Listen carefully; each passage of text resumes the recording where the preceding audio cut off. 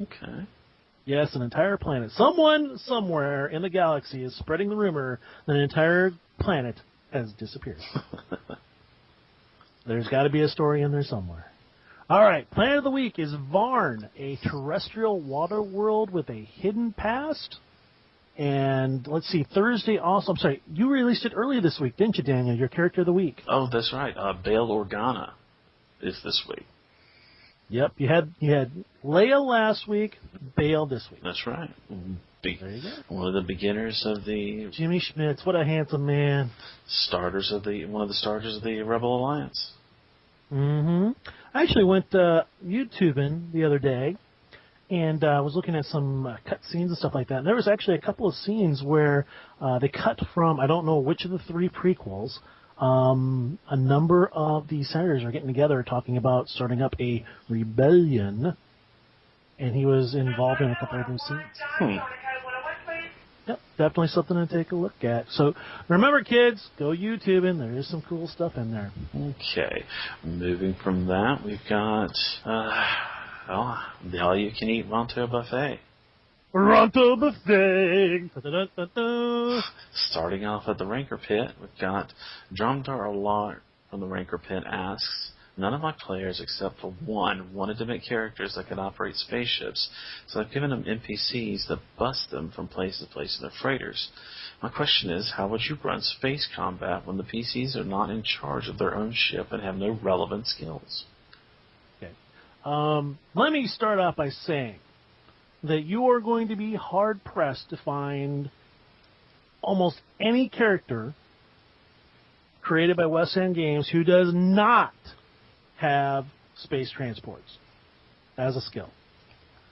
It is a fundamental skill in the Star Wars universe. Just about everybody has to have it. Don't need it, but highly, highly recommended. What do you think, Daniel? The characters from the one-shots that I've been running for cons, A-Wing down, none of them have space transport piloting. Well, they are, in defense of that, though, those are very, very specific and specialized characters, correct? Right. In the shape of a campaign, I would say that, one character is going to eventually decide they want to be a pilot.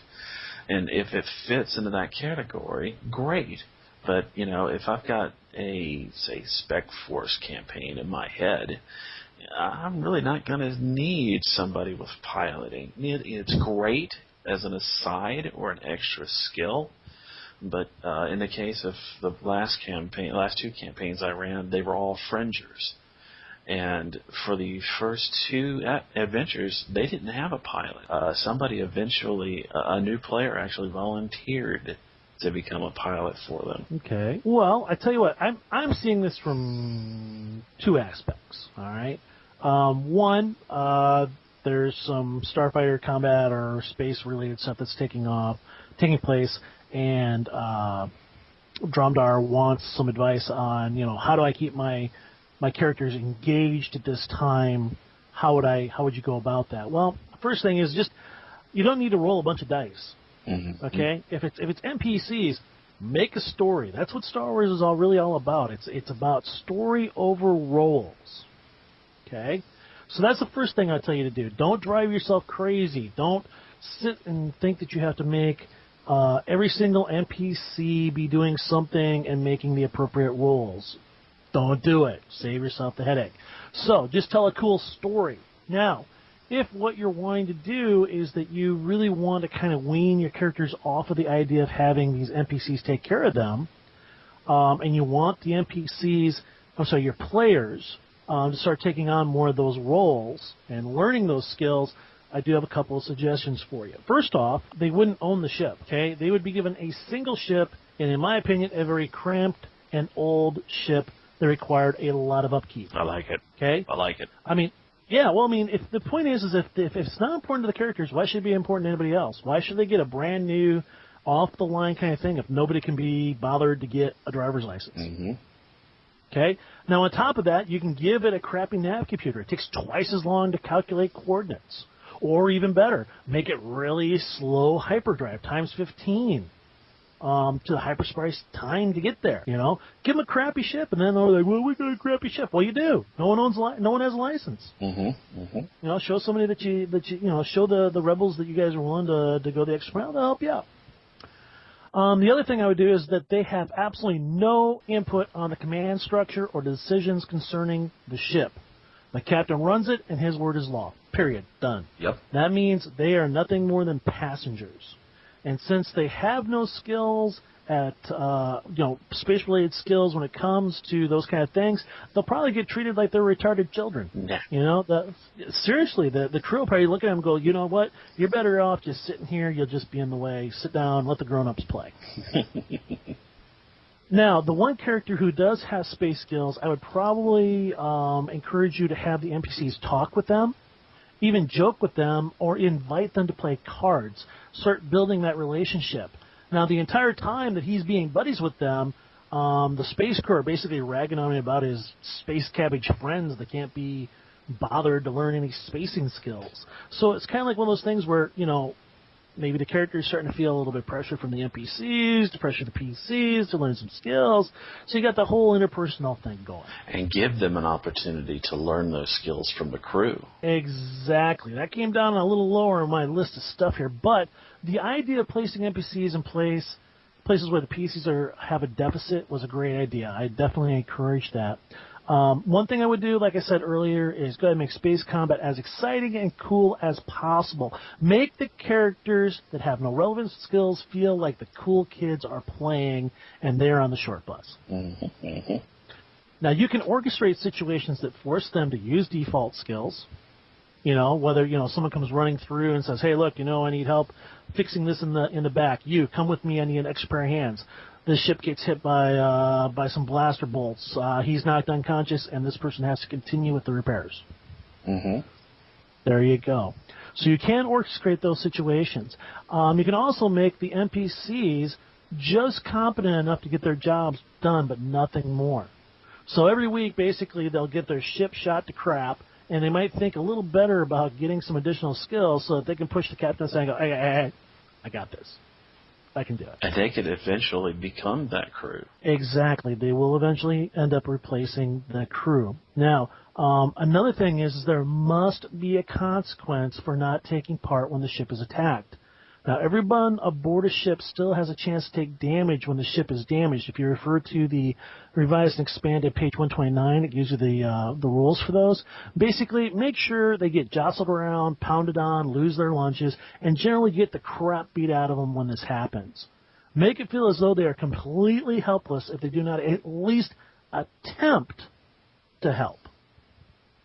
Now, here's the thing. If the players choose to help, perhaps one of the crew will warm to them and try to teach them some space skills. There's nothing like suggesting to a character that perhaps if they spend some skill points, character points, in skills that somebody, an NPC, is coming over going, hey, you know what? Hey, I tell you what, why don't I show you how to use the hyperdrive banner over here so you can do this on your own next time? That kind of thing.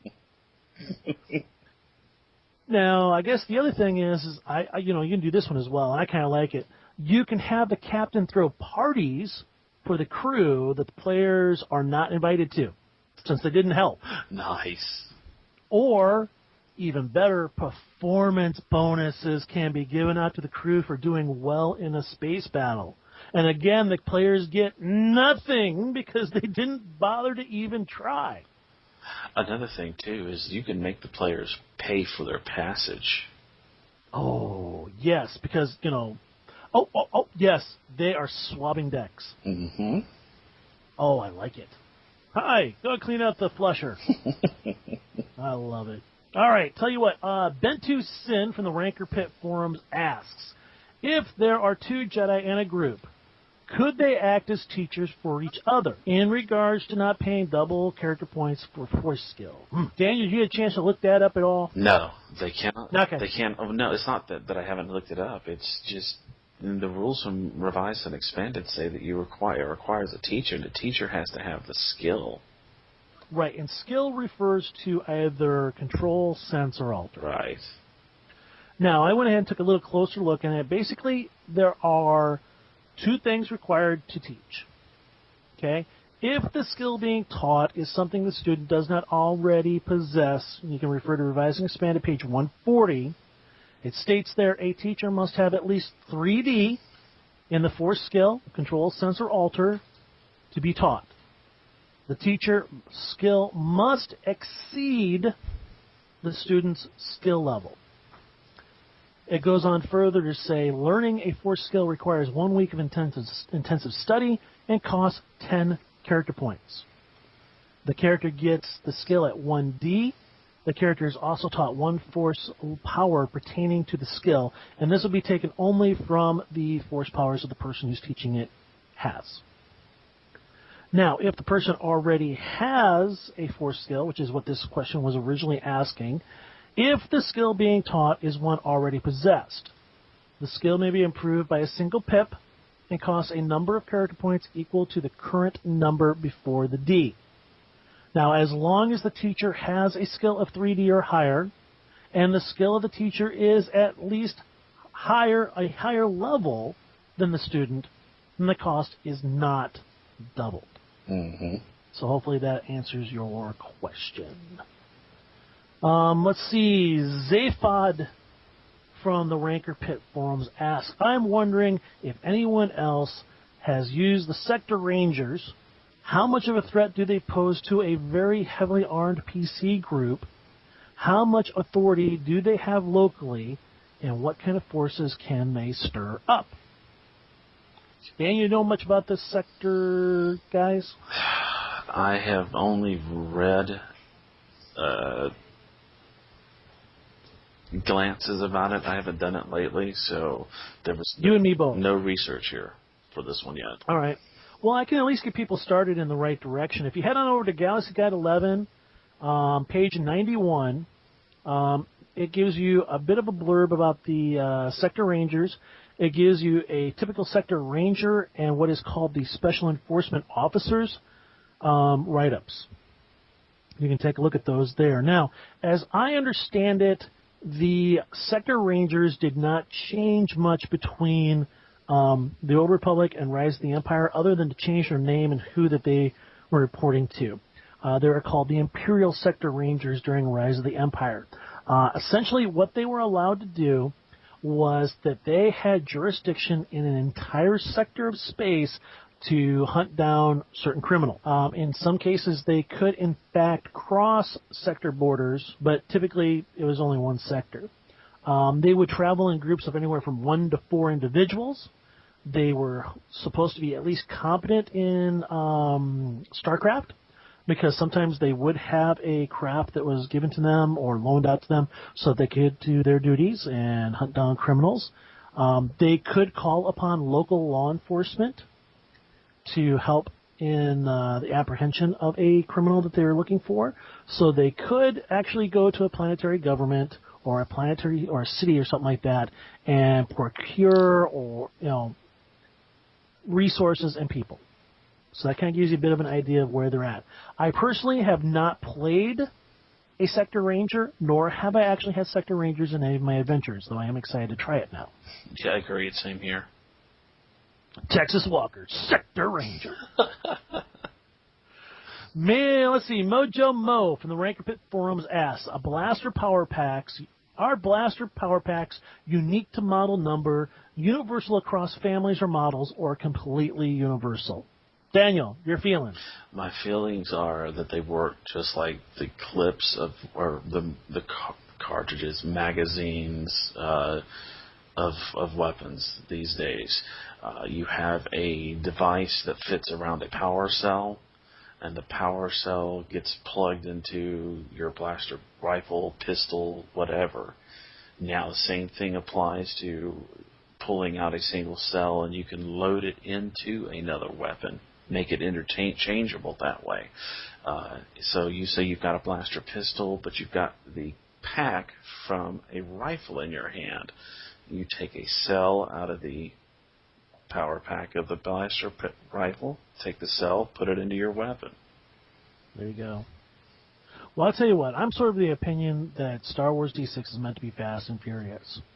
My initial reaction was they should be universal. But then I got to thinking, well, no. It also needs to make sense.